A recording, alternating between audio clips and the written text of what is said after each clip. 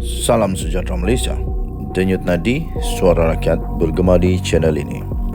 Terima kasih kerana bersama-sama dalam channel ini untuk mendapatkan berita-berita terkini yang sensasi, mantap dan terbaru. Bagi anda yang pertama kali bersama dalam channel ini, jangan lupa tekan butang subscribe, like dan share. Terima kasih sekali lagi. Denyut nadi suara rakyat bergema di channel ini. Berita terbaik di channel ini. Kita jumpa lagi.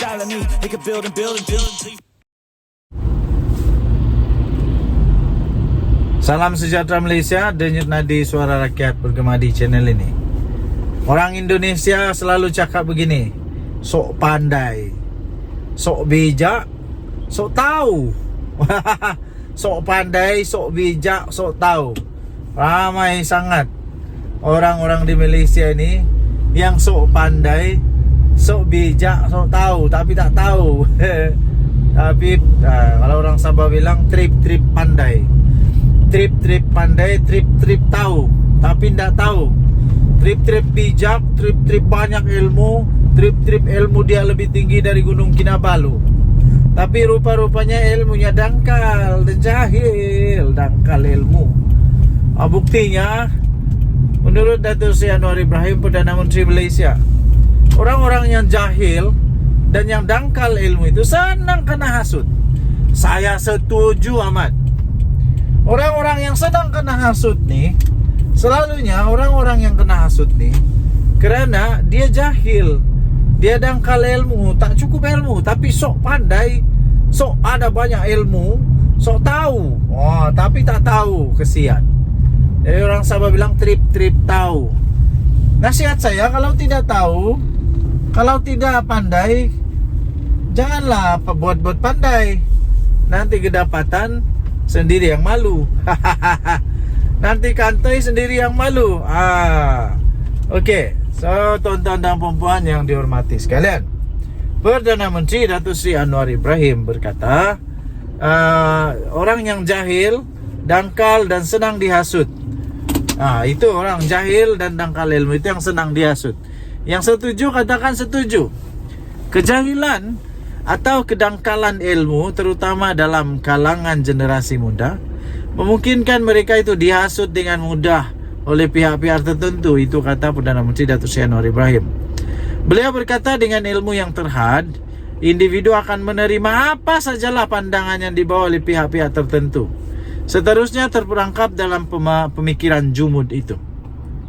Kata Perdana Menteri Datuk Seri Anwar Ibrahim, bila ilmu kita sedikit, orang kata kalau tidak buat ini masuk neraka. Kita pun tanya, betul ke? Kerana ilmu kita terlalu dangkal, mahu menyoal tambah tak berani. Jadi akhirnya kita terperangkap dalam satu pemikiran kolot dan jumud, serta menghukum orang lain pula dengan sembrono. Itu kata beliau ketika beliau merasmikan Anugerah Buku Negara 2023 di Universiti Pendidikan Sultan Idris UPSI di Tanjung Malim hari ini.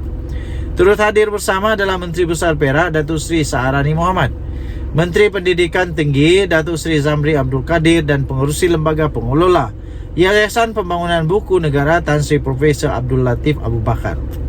Beliau berucap di hadapan kira-kira 5,000 mahasiswa UPSI yang menghadiri majlis tersebut. Anwar berkata, justru itu untuk menambah ilmu pengetahuan terutama dalam kalangan mahasiswa dan generasi muda, mereka harus menyemai tabiat membaca buku-buku bagi meningkatkan dan menguasai ilmu, termasuklah perkembangan ilmu baru.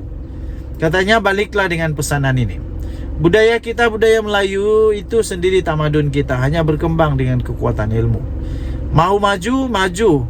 Mahu maju, mahu jadikan negara ini negara madani, tingkatkan ilmu. Bersaing dengan negara lain. Dengan semangat membaca, untuk menambah ilmu, Malaysia akan berubah wajah sebagai negara hebat, katanya. Anwar turut berkata, generasi muda, budaya generasi masa kini yang mudah terpukau dengan kupasan idea secara ringkas dan tidak lengkap di media sosial adalah membimbangkan. Jadi tuan-tuan dan puan yang dihormati sekalian, kepada semua rakyat Malaysia, jangan mudah-mudah, jangan goreng-goreng lah. Jangan mudah-mudah, jangan hasut.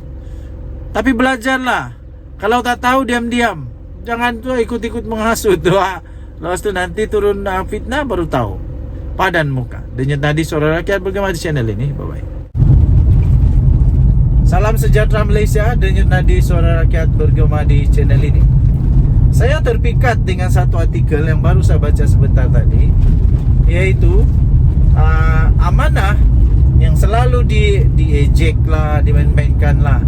Katanya serpihan daripada parti PAS lah, dak suruhan DAP lah.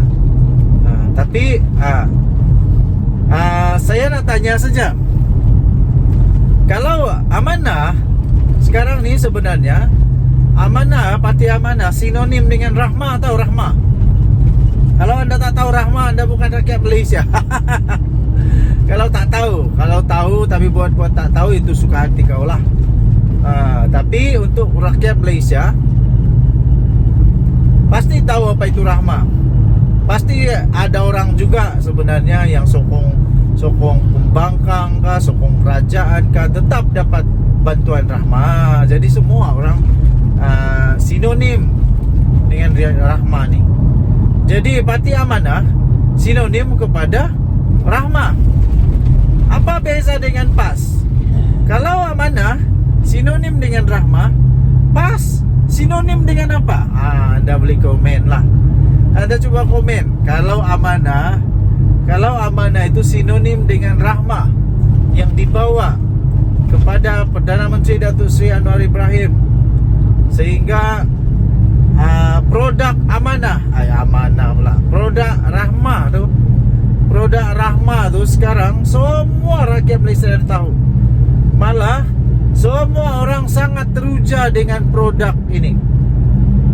Soalan saya mudah aje. Mudah saja. PAS kan sudah pernah masuk dalam kerajaan Perikatan Nasional, Perdana Menteri Mahyadin Mat Yassin pun diorang ada. Ketika Ismail Sabri Yaakob pun diorang ada.